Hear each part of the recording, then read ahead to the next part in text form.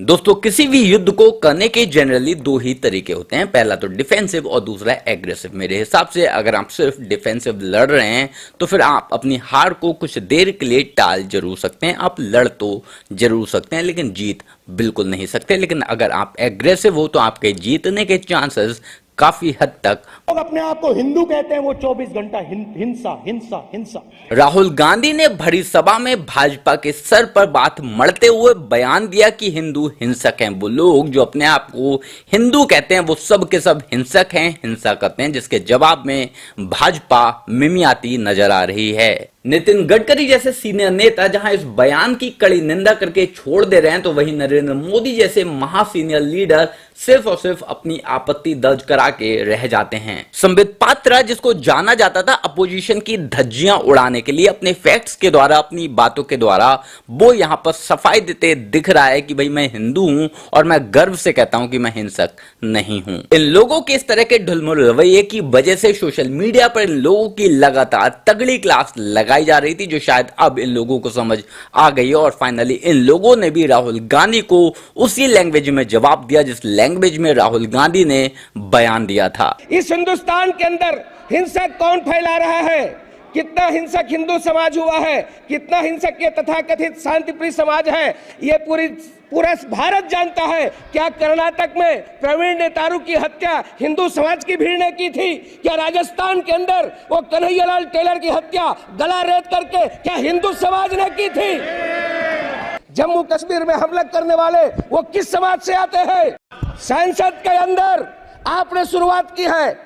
राहुल गांधी के बयान पर संसद में जहां बीजेपी के ज्यादातर एमपी चुपचाप बैठे हुए थे, सिर्फ निंदा कर रह जा रहे थे, वहीं छत्तीसगढ़ बीजेपी के एमपी मनोज पांडे ने राहुल गांधी को एग्जैक्टली उसी लैंग्वेज में जवाब दिया जो ये बंदा डिजर्व करता था। मनोज पांडे ने राहुल गांधी से ऐसे ऐसे सवाल किए, ऐसी ऐसी बातें बोली जिसका जवाब ना तो वो दे सकता है और ना ही बाकी कांग्रेस वाले। बाकी क्या कुछ हुआ था आज की इस बहस में, चलिए देखते हैं। महोदय, अभी कल से जब से शुरू हुआ रात को 12 बजे तक जो चला, जिस प्रकार से अभी अखिलेश जी बोल रहे थे, और कल जब शुरुआत हुई तो नेता प्रतिपक्ष राहुल गांधी जी ने जिस प्रकार की बातें की, आज जब अखिलेश जी ने एक शेरो शायरी से और गजल की पंक्तियों से शुरुआत की, तो मैं भी ये बता दूं कि अखिलेश जी, जरा सा कुदरत ने क्या नवाजा, जरा सा कुदरत ने क्या नवाजा, आके बैठे हो फलसफे में, तुम्हारा लहजा बता रहा है तुम्हारी दौलत नहीं है। अब जितने भी यहाँ बहुत लोग बैठे हैं ये सब उसी प्रकार की बात कर रहे हैं। आदरणीय अध्यक्ष महोदय, मैं बताना चाहूंगा, राहुल गांधी जी बार बार भगवान शंकर का फोटो दिखा रहे थे। वो भगवान भोलेनाथ है, भगवान शंकर है, ये आपकी फितरत में है। आपने छत्तीसगढ़ में, मैं नाम नहीं लूंगा, आपके पूर्व मुख्यमंत्री का जो निपटा दिए छत्तीसगढ़ को, और वो आकर के लोकसभा में भी निपट गए। वो महादेव जी के नाम से सट्टा चला रहे थे जिसे छत्तीसगढ़ की जनता ने निपटा दिया। आपको ध्यान होगा, 6000 करोड़ से ऊपर का सट्टा जिसका संचालन आपके पूर्व मुख्यमंत्री ने किया। भगवान शंकर को ऐसे आसानी से ना ले और बात बात में चित्र दिखाने की कोशिश ना करें।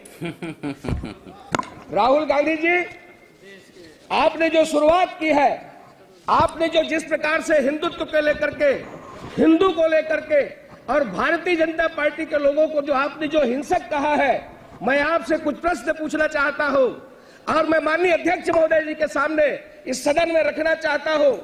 इस हिंदुस्तान के अंदर हिंसा कौन फैला रहा है?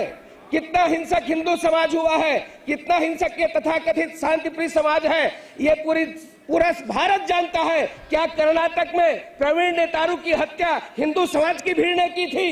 क्या राजस्थान के अंदर वो कन्हैयालाल टेलर की हत्या गला रेत करके क्या हिंदू समाज ने की थी?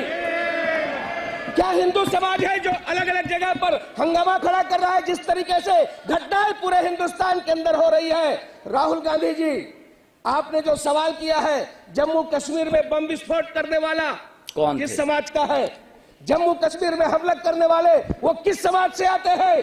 समाज के अंदर चिल्ला चिल्ला करके ये फिलिस्तीन की जिंदाबाद के नारा लगाने वाले ये किस समाज के हैं? बहुत सही। संसद के अंदर आपने शुरुआत की है, सांसद के अंदर चिल्ला चिल्ला करके आपने जिस प्रकार की बातें की है, यहाँ की परंपराओं को तोड़ने की कोशिश की गई है, मर्यादा को तार तार करने की कोशिश की गई है, किंतु हमारी यह उच्च परंपरा रही है, इसमें आप सफल नहीं हो पाएंगे।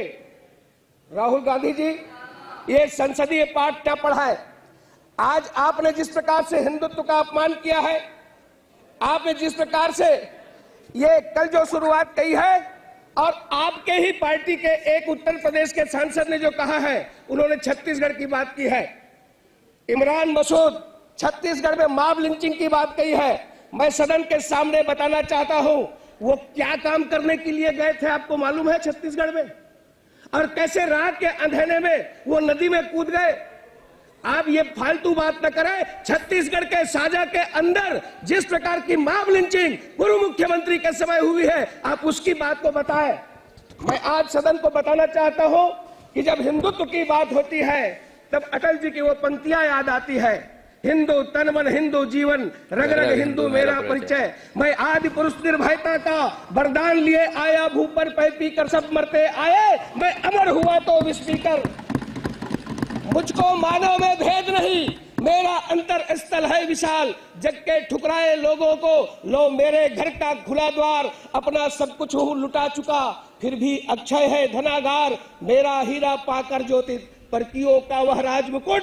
यदि इन चरणों पर झुक जाए कल वह किरीट तो क्या विस्मय। हिंदू तन मन हिंदू जीवन, रग रग हिंदू मेरा परिचय। यानी ये हिंदू हिंदुस्तान का परिचय है। होकर स्वतंत्र कब चाहा है, होकर स्वतंत्र कब चाहा है, मैंने कर लूं जग को गुलाम। मैंने तो सदा सिखाया है करना निज के मन को गुलाम। गोपाल राम के नामों पर मैंने कब अत्याचार किया, कब दुनिया को हिंदू करने घर घर नरसंहार किया। भूभाग नहीं, सत सत मानव की हृदय जीतने का निश्चय। हिंदू तन मन हिंदू जीवन, रग रग हिंदू मेरा परिचय। ये हिंदुत्व है। और आपने हिंदू को, हिंदू समाज को, हिंदुस्तान को आपने बदनाम करने की कोशिश किया है। कोशिश नहीं की है, बाकायदा इस बंदे ने हिंदू धर्म को बदनाम किया है। भाजपा के कंधे पर बंदूक रखकर इस बंदे ने जो गोली चलाई है वो सीधे हिंदुत्व पर ही चलाई है, ना कि भाजपा पर। क्योंकि भाजपा के सांसद मुसलमान नहीं है, भाजपा के ज्यादातर, इनफैक्ट कह सकते हैं कि लगभग सभी के सभी हिंदू हैं। और अगर आप कह रहे हो कि भाजपा के लोग हिंसक हैं, इसका मतलब यही होता है कि हिंदू हिंसक हो गया। और इससे पहले भी राहुल गांधी ने जाने कितनी बार हिंदू धर्म पर, हिंदुत्व पर या फिर बाकी हिंदू आइडियोलॉजीज पर इसी तरह के प्रहार किए हैं। और अगर भाजपा सिर्फ डिफेंसिव होकर खेलती रही तो 2029 का इलेक्शन भी इन लोगों पर काफी भारी पड़ सकता है। बाकी आप लोग इस बारे में क्या सोचते हैं, कमेंट कर जरूर बताएं। जल्द मिलते हैं किसी नए वीडियो में नए टॉपिक के साथ। तब तक गुड बाय, नमस्कार, जय हिंद।